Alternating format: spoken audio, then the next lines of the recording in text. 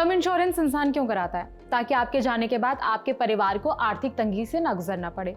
लेकिन एक शख्स ने अपनी ही मौत की झूठी कहानी गढ़ दी। इसे सच दिखाने के लिए एक राहगीर की हत्या भी की। जिसने इस वारदात को अंजाम दिया उसका नाम है गणेश चौहान।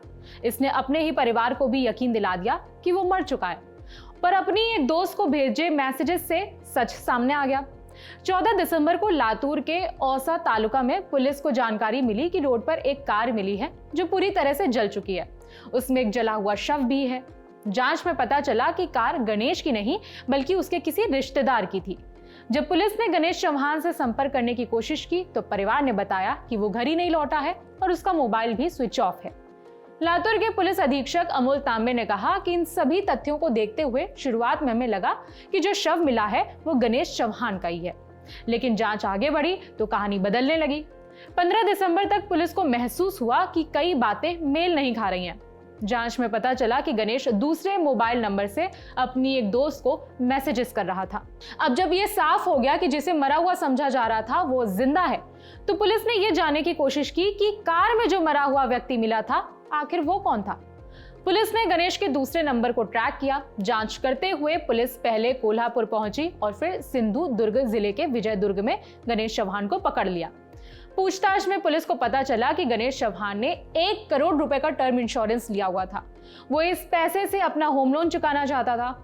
उसी पैसे को पाने के लिए गणेश ने एक हत्या कर दी। पुलिस की इन्वेस्टिगेशन में पता चला कि गणेश चौहान की जो एक दोस्त है उसको जब चौकसी के लिए पुलिस स्टेशन लाया गया तब उससे ये पता चला कि गणेश चौहान और एक नंबर जो यूज़ कर रहा था तो उससे उसका चैटिंग अभी भी जारी है। ये पता चलने के बाद पुलिस की जो टीम है वो तुरंत उसका पीछा करते हुए कोल्हापुर और वहाँ से आगे सिंधुदुर्ग तक गई। सिंधुदुर्ग तक जाने के बाद कल देर रात में वहाँ पे गणेश चौहान जिंदा पाया गया और वहाँ पे गणेश चौहान जब जिंदा पाया गया तब हमको ये पता चला कि ये जो गाड़ी में मिला हुआ जो शव है वो किसी और का है। जब गणेश चौहान को इसके बारे में और अच्छाई से जब उससे पूछताछ की गई तब उसने आखिर में ये कबूल किया कि उसको जो टर्म इंश्योरेंस उसने लिया था करीबन 1 करोड़ का, तो वो टर्म इंश्योरेंस के पैसे पाने के चक्कर में उसने अपने खुद के मरने का या खुद के जल जाने का जो एक साजिश रची थी और उस साजिश के चलते हुए उसने वहाँ पे एक राह चलते इंसान को जिसने गणेश चौहान को लिफ्ट मांगी थी, उस इंसान को उसने अपनी गाड़ी में बिठाकर उसको गाड़ी के साथ वहां पर जला दिया। तो हुआ कुछ यूं कि 14 दिसंबर को औसा के तुलजापुर टी जंक्शन पर गणेश ने गोविंद यादव नाम के एक व्यक्ति को कार में लिफ्ट दी थी। पुलिस के मुताबिक गोविंद नशे की हालत में था और गणेश ने इसी चीज का फायदा उठाया।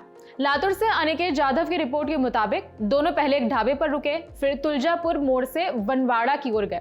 वहां कार खड़ी की, गोविंद ने खाना खाया और कार के अंदर ही सो गया। इसके बाद गणेश चौहान ने उसे खींचकर ड्राइवर सीट पर बिठाया, सीट बेल्ट लगाई, सीट पर माचिस और प्लास्टिक की थैलियां रखी और फिर आग लगा दी। पुलिस अधीक्षक अमोल तांबे ने कहा कि इस मामले में हत्या का केस दर्ज कर लिया गया है।